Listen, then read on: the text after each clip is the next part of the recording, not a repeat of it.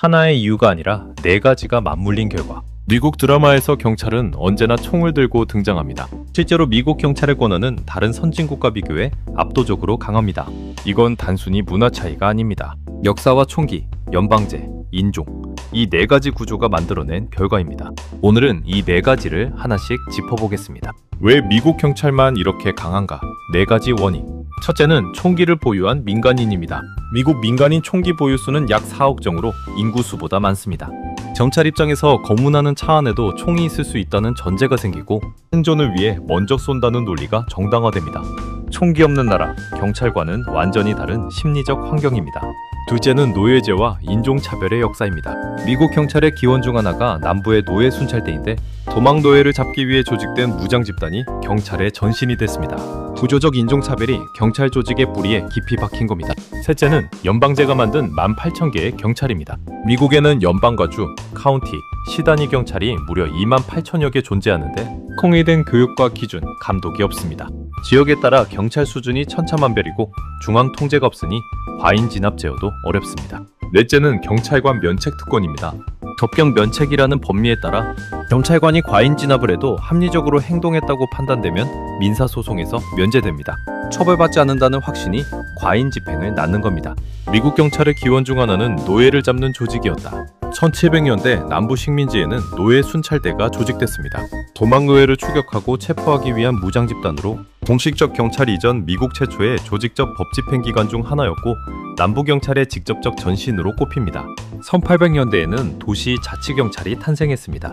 1834년 보스턴에 최초의 근대 경찰이 생겼는데 영국 모델을 참고했지만 지역마다 독립적으로 운영되며 연방 통합 없이 분산 발전했습니다. 남부는 노예제 유지 수단으로 경찰을 활용했습니다. 1865년 남북전쟁이 종전되고 노예제가 폐지됐지만 남부경찰은 흑인 통제기구로 계속 기능했습니다. 흑인 통제기구로 계속 기능했습니다. 흑인 단속법이 시행되며 경찰이 그 집행기관이 됐고 이는 제도적 인종차별의 공식화였습니다. 1900년대부터 60년대까지는 KKK와 경찰의 유착, 흑인 마을 학살이 이어졌습니다. 1921년 털사 흑인 학살 때는 경찰이 KKK와 공조했고 1960년대 민권운동에는 경찰이 물대포와 경찰견을 동원했습니다. 에드거 후버 FBI 국장은 흑인 운동가를 테러리스트로 지정하기도 했습니다. 1971년 닉슨 대통령은 마약과의 전쟁을 선포하며 경찰에 대규모 무장을 허용했습니다. 흑인과 히스패닉 밀집 지역이 마약 단속의 집중 대상이 되면서 인종차별적 집행구조가 강화됐습니다. 1990년대에는 경찰의 군사화가 진행됐습니다. 국방부의 입봉33 프로그램을 통해 군용장비가 경찰에 이전됐고 장갑차와 돌격소총, 야간 투시겸 등이 지역경찰에 배포됐습니다. 경찰이 점점 군대를 닮아간 겁니다.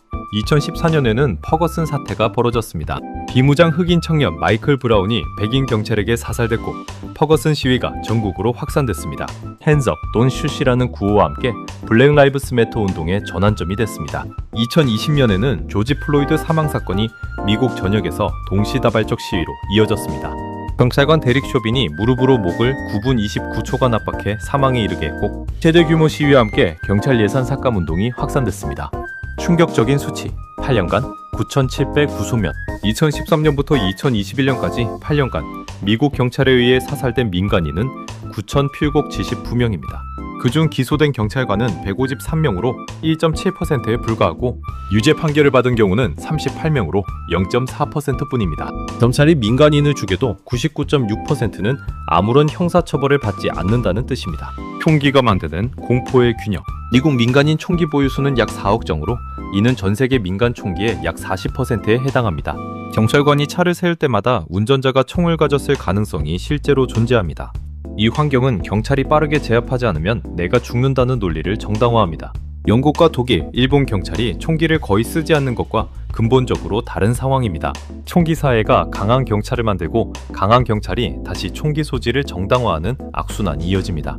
인종차별, 숫자로 나타나는 격차. 미국 경찰의 총기 사용으로 인한 사망자 중 흑인 비율은 전체 인구 비율인 13%를 훨씬 초과합니다. 2020년 조지 플로이드 사망 이후 수행된 여러 연구는 흑인이 백인보다 경찰에 의해 사망할 확률이 약 2배에서 3배 높다는 결과를 반복적으로 보여줍니다. 검찰 측은 강력범죄 발생 빈도의 차이를 근거로 반론하지만 비무장 상태에서도 흑인이 더 많이 사살된다는 사실은 구조적 문제를 시사한다는 지적이 나옵니다. 연방제가 만드는 통제 불가 구조. 미국에는 약 18,000여 개의 독립적인 경찰기관이 존재합니다. 연방경찰인 FBI와 DEA, 마샬, 주경찰, 카운티 보안관, 시경찰이 모두 별개로 운영됩니다. 통일된 훈련 기준도 통합 감독 기관도 없습니다. 어떤 도시는 경찰을 해체하라는 여론이 다수를 차지할 정도로 신뢰도가 바닥이고 어떤 지역은 경찰 신뢰도가 높습니다. 이 분산 구조가 개혁을 어렵게 만듭니다. BLM 이후 개혁과 저항의 줄다리기. 2020년 조지 플로이드 사망 이후 경찰 예산 삭감 운동이 일었습니다. 일부 도시는 실제로 경찰 예산을 삭감하고 사회복지 예산을 늘렸습니다. 그러나 2021년부터 2022년까지 범죄율 증가와 함께 여론이 반전됐고 많은 도시가 예산을 다시 늘렸습니다. 바디캠 보급은 확대됐고 일부 주에서 목조르기 금지와 무릎 압박 금지 등 제도 개혁이 이뤄졌습니다. 그러나 적격 면책 폐지 같은 근본적 개혁은 연방 차원에서 아직 실현되지 않았습니다. 한국 경찰과 비교하면 더 선명해진다. 미국 경찰은 강한 무력과 분산 통제가 특징입니다. 약 18,000여 개의 독립경찰 기관이 있고 총기를 기본으로 휴대하며 위협 시 즉시 사용합니다.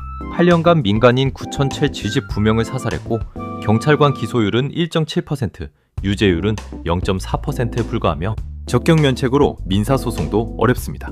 반면 한국 경찰은 상대적 절제와 중앙 통제가 특징입니다. 국가경찰 단일 체계이고 2022년 자치경찰이 도입됐습니다.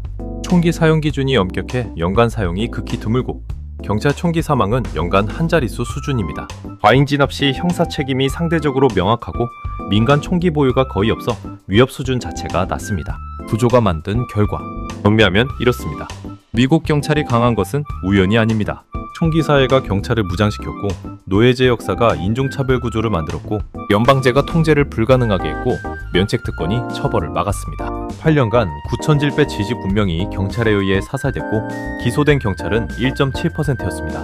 이것이 미국 경찰 권력의 실체입니다.